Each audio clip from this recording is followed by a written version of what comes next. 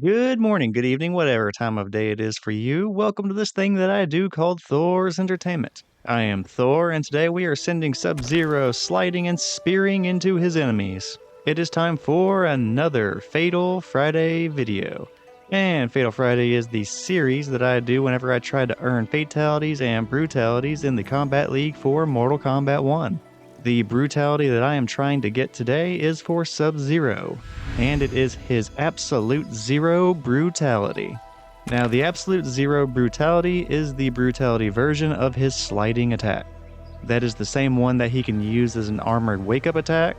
It is also really easy to combo into, so for those reasons, this should not be a hard brutality to get. I would actually say, due to its utility, that this is probably the easiest to get for Sub-Zero. But that is just a matter of opinion, of course.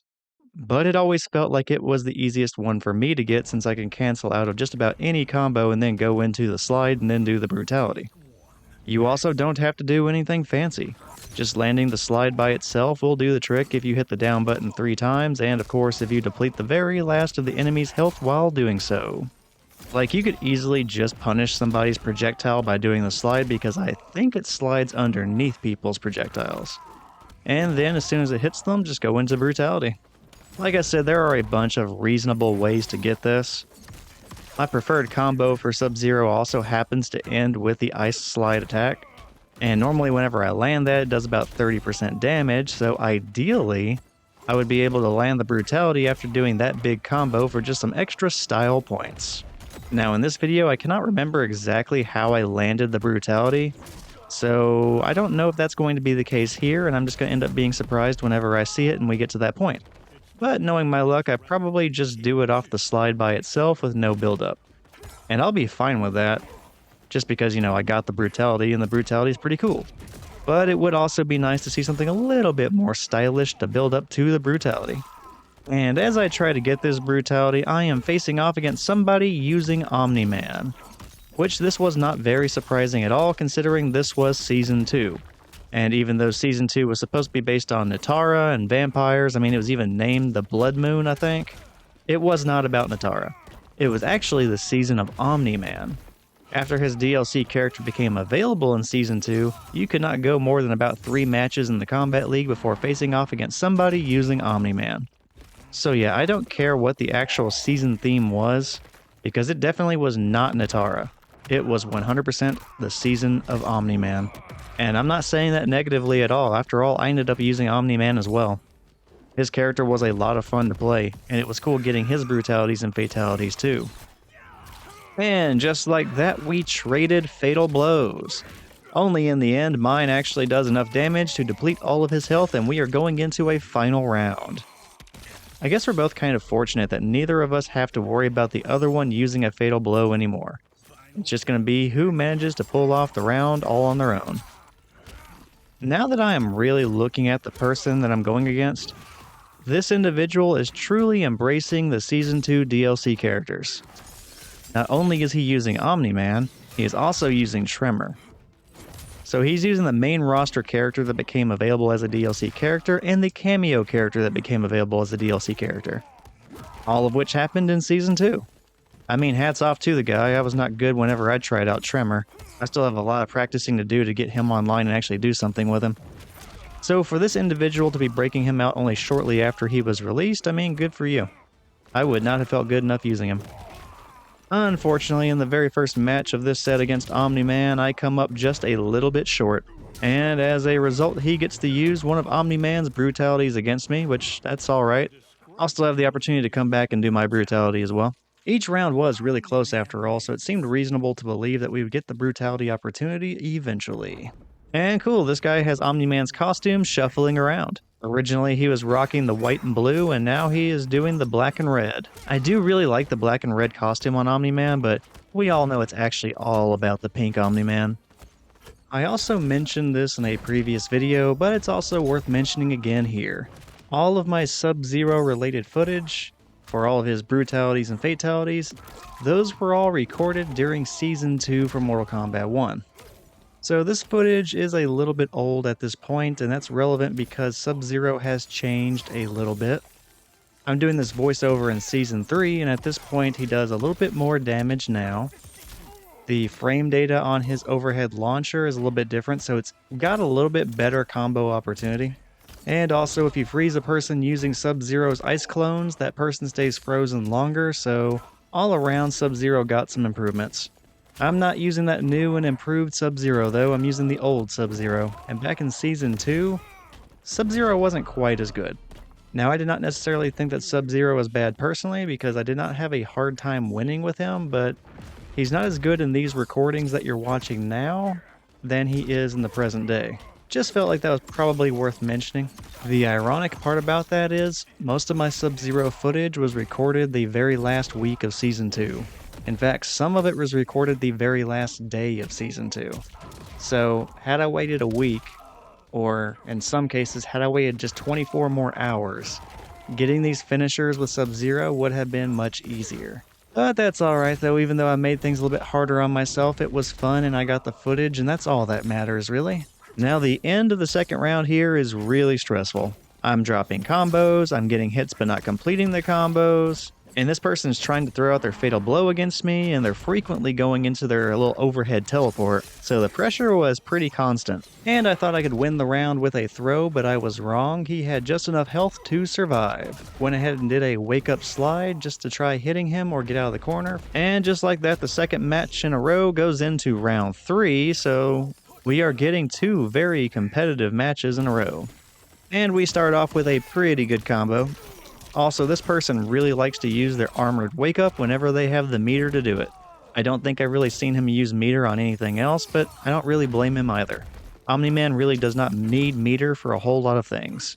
I mean, when I was using him, I basically just used it for the armored wake up as well, and I used it for his breakers. Like, you can extend his combos by using meter, but I really don't feel like it's all that worth it.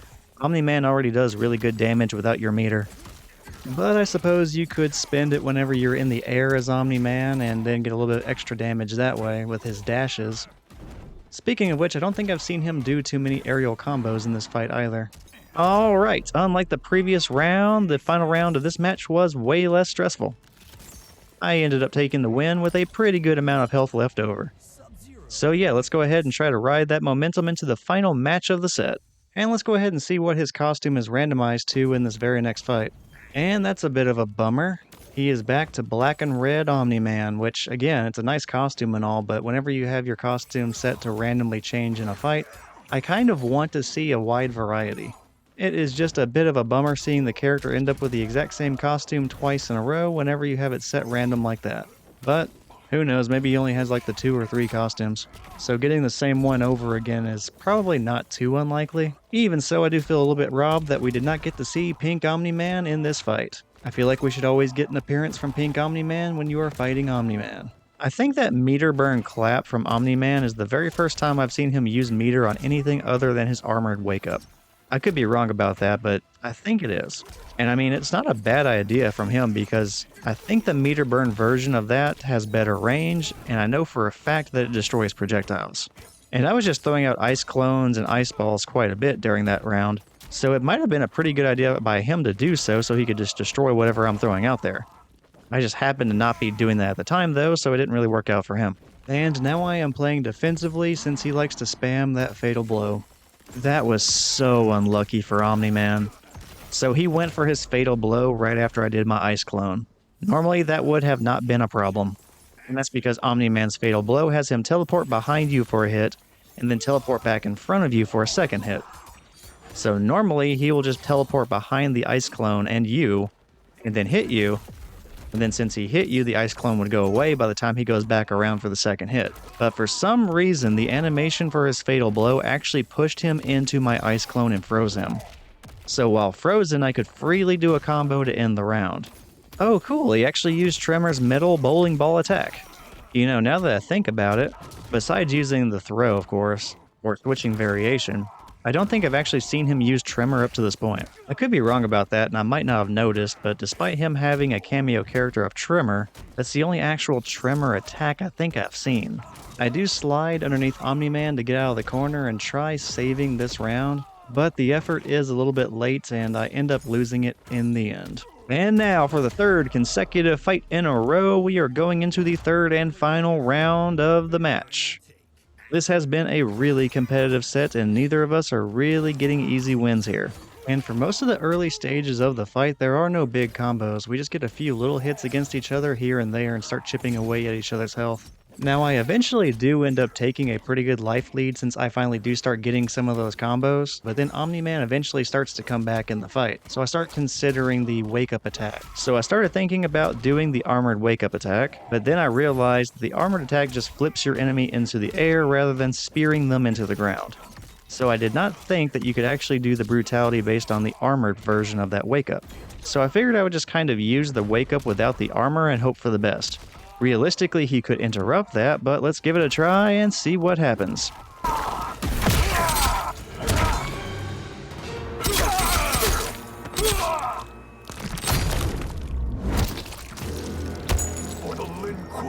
Brutality. Sub-Zero wins. And it took 2 attempts to wake up with the slide, but on the second attempt, I ended up actually hitting Omni-Man and landing the brutality, specifically the absolute zero brutality. Now, on the second attempt, when I finally did land the slide, I saw that Omni-Man went for the meter burn version of the super clap. And I could be wrong, but I think he was trying to make a read against me. And the read was that I would probably do the ice clone or something like that to try getting some distance against him and hoping he would run into it. I had done that many times throughout this fight, so it actually was not a bad read on his part. But he had no way of knowing that I actually really wanted to get a brutality, since the whole point of this is for me to record the brutality. So I ended up going for the slide instead, and the slide as a wake up was faster than his meter burn clap attack. I have to look up what the name of that is. I can't just keep calling it clap attack. But yeah, I ended up beating his special attack, I ended up landing the slide, and then I ended up getting the absolute zero brutality. And like I mentioned earlier, I really did not remember how I got the brutality, only that I got the brutality. So I was kind of curious how it was going to land, and it was kind of fun going back and seeing how I just barely managed to beat his special attack in order to land it. So yeah, I didn't get the style points of landing that brutality after a big combo, but just barely beating his special attack to land it is still pretty cool. So I am happy with that. Anyway, that was the absolute zero brutality for Sub-Zero. I'll go ahead and wrap this up now. Just thank you for watching this video. It has been Thor's Entertainment, and I am Thor. This has been another Fatal Friday video. I hope you enjoyed it, and I hope you enjoy the next ones.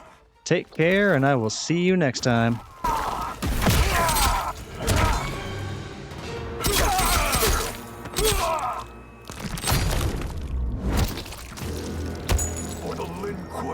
Brutality. Sub-Zero wins.